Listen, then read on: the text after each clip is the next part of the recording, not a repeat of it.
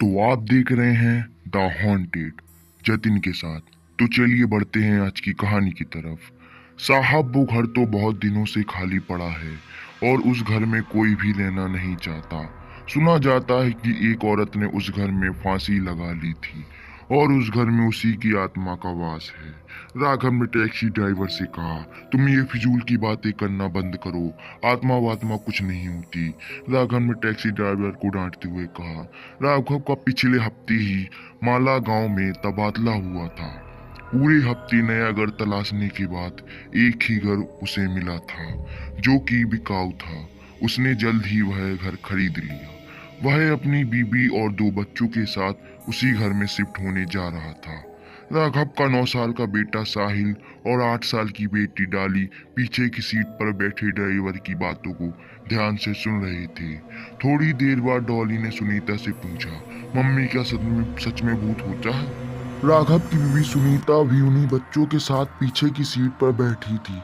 सुनीता ने दोनों बच्चों को समझाते हुए कहा, नहीं बच्चों, भूत भूत कुछ नहीं होता, अंकल तो कहानी सुना रहे थे। राघव ने एक बार फिर ड्राइवर से कहा, ये सब कहानियां बनाना बंद करो, बच्चे डर जाते हैं। साहब, मैंने जो बातें सुनी थी वह आपको बता दी, आगे आपकी मर्जी। ड्राइवर ने राघव से कहा, शाम का समय हो गया था, सूरज ढलने को था, लेकिन अभी भी हल्की सी धूप खिली थी। राघव ने टैक्सी ड्राइवर से कहा, अभी और कितना समय लगेगा? बस पहुंच ही गए साहब, ड्राइवर ने जवाब दिया। थोड़ा और आगे जाने के बाद एकाएक ड्राइवर ने टैक्सी रोक दी और कहा, लो साहब, आपकी मंजिल आ गई।